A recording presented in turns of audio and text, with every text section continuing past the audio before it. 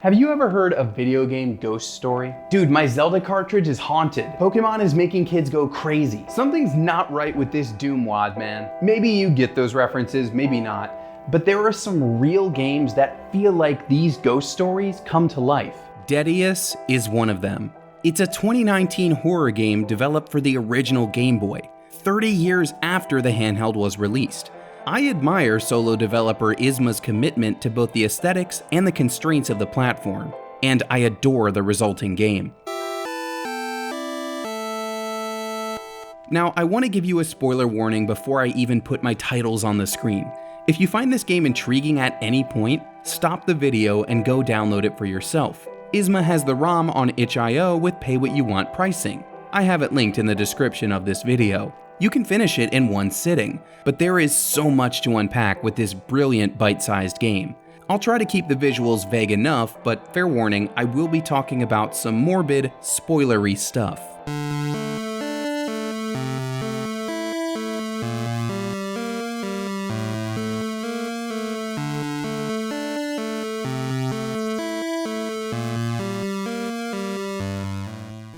The first thing you see in this game is a creepy eyeball monster floating above your bed. A god known as Deadus speaks to you in this nightmare, and he tells you that you have 3 days until he returns. Majora's Mask vibes right off the bat here. That haunted Zelda cartridge I referred to is the story of Ben Drowned, a very famous creepypasta in which one kid plays an increasingly demented version of The Legend of Zelda Majora's Mask. The dour nature of that game gives it such a different flavor from its N64 cousin Ocarina of Time. Majora's Mask gives Link 3 days before the moon crashes into Termina, and here, Deadeus gives us 3 days before the nominal deity of death returns to destroy our home. Even more unsettling, other kids in town had the same nightmare. Something is definitely going down in 3 days, and although each day doesn't end until you choose to go to sleep, you do have to decide how to spend each one. People have their own cycles. Customers go in and out of the cafe. A father visits the police station to ask about his missing son. A sad boy stands outside the church, upset that he couldn't bury his dead cat in the graveyard. You can pick flowers for the neighbor girl, like your mom suggests. You can go to school to hear different lessons about religion, history, and geology, depending on when you sit in. And you can visit the library, which likewise puts different books on display each day. There's even a totally blank one. Might as well pocket that for later. The more you poke around during these 3 days, the more you realize just how many threads you can pull. The goal is to somehow stop Deadus' return, and there seem to be several roads that can lead you there. One conspiracy revolves around the number 37. Read a certain library book, and you'll learn about a ritual involving flowers and corpses. We do know that there are 10 flowers blooming around town. I'm trying not to spoil any of the specific ways to trigger the game's multiple endings, but it is hard. Like I said, feel free to just stop this video at any point and play the game yourself. There's more than meets the eye in that church, too. People are hearing sounds through the walls. If you meet the mysterious hooded figure on the mountain trail, you'll receive a key that lets you into a secret underground chamber where a full-on cult is preparing for some sort of summoning ritual. Couple that with the flower ritual we read about before and the number 37 that keeps getting strangely repeated, and you've got 3 possible paths to the ending. This is the part where I tell you there are actually 11 total endings in this game. Some involve surviving the full 3-day cycle, while others let you take the coward's way out. It's also possible to make an attempt on your own life. Don't let the chibi art style fool you. Deadus deals with some mature themes. Speaking of the art style, I want to address the elephant in the room. While Isma did develop Deadus from the ground up using GB Studio, you'd be forgiven if you saw the game in action and thought you were looking at a Pokémon mod. The character designs, map layout, and movement are very evocative of the original Red and Blue versions. On top of that, after the nightmare opens the game, you immediately leave your room, go downstairs, and talk to your mom, just like the beginning of most mainline Pokémon games.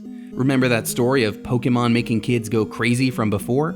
That's another legendary creepypasta called Lavender Town Syndrome. The premise is that Red and Blue's Lavender Town theme contains certain frequencies that caused illness and even suicide in its young player base. Now, creepypastas are entirely fictional, but I mean, just listen to that music.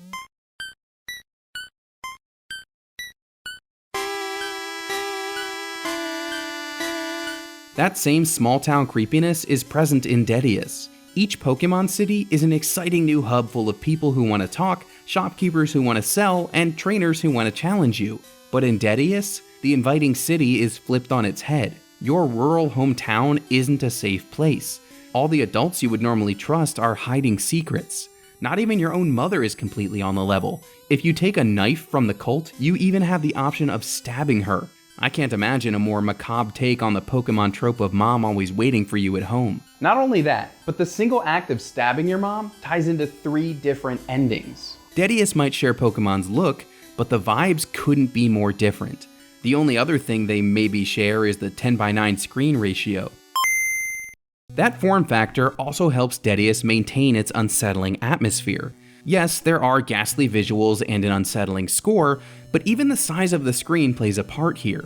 The original Game Boy launched in 1989, years before widescreen was widely adopted in the video game world.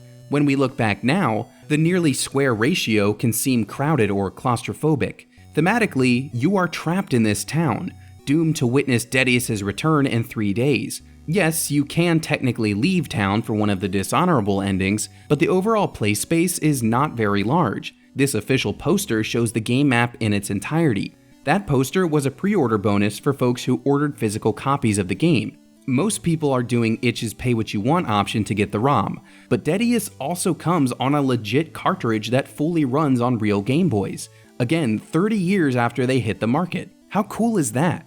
I'm not just bringing this up to throw Deadeus more compliments. The small scale of the game, combined with the handheld size of the platform, is something really special. It's like how Shantae Advance finally got a Game Boy Advance cartridge more than 20 years after it was originally cancelled. This game, on this platform, was meant to be. If you really want to get in the mood, you can play it under a blanket in a dark room with the Game Boy Worm light.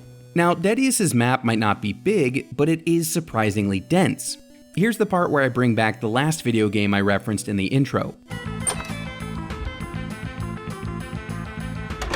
This is My House, an infamous Doom WAD, aka custom level, that threw the Doom community for a real loop when it hit the scene in 2023. YouTuber PowerPack has a fantastic breakdown of this mod, so please follow this link if you want to know more. The short version is this.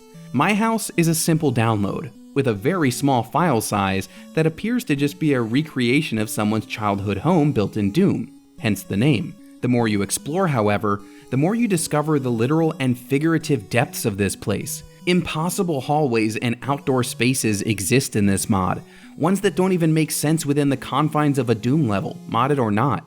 Heavily inspired by the modern cult classic novel House of Leaves, this simple map contains secret chambers that are indiscernible at the surface level. The same goes for Deadeus. Those map screens all fit on one poster, but the way they reveal themselves is surprising and spooky. There's a locked mountain chamber that leads to one of the darkest endings in the whole game. Finding that cult under the church means using your special key on an outside wall that seems totally normal otherwise. Finding what lurks beneath the surface of this town is both intriguing and unnerving. Likewise, there is a purpose to every individual screen. Whether it's a transition to a specific room or zone, a place to interact with NPCs, or the location of an important item, there is no wasted space. Even those that seem empty can serve different purposes on different days. I thought the waterfall was just a photo op until I learned that the elderly lady will wait there for her husband on day 3, depending on your actions on the first 2 days. I made it a point to say that a small game on a small platform is very fitting. Let me also say that I love the surprising depth of Deadeus. You are meant to play this game repeatedly, and I saw all 11 of the game's endings by the time I wrote this script. From a technical perspective, I admire how it pushes its Game Boy constraints to the limit. You could even argue it pushes the limits of what's acceptable on Game Boy in terms of taste and mature content. Mortal Kombat 3 is the only official M-rated game on it. There are so many reasons to enjoy Deadeus. I told you at the top how it feels like playing a real-life ghost story on the Game Boy. From moment one, something just feels wrong. Like this is a forbidden trip you're not really supposed to be taking. For that reason, it harkens back to some of the all-time greatest creepypastas and video game horror mods. But despite any stylistic similarities, Deadeus isn't a mod. ISMA built it from the ground up to fit inside the limits of the Game Boy, while also pushing the boundaries of what a Game Boy title can be, in terms of unraveling conspiracies and upsetting content. I had several moments where I thought, I shouldn't be doing this. But it's that exact feeling that makes Deadeus worth playing. If you want to be immersed, impressed, and a little freaked out, give it a go. Just make sure you download it before the next 3 days. Hey, thank you so much for watching this video. It's the first of my spooky October ones. If you like what I'm doing here on Framework, please hit that subscribe button in the middle. It would help me out an awful lot if you do. And if you want to see some of the stuff I've already made, you can hit that link on the far left. Thank you for watching, and I'll see you next time.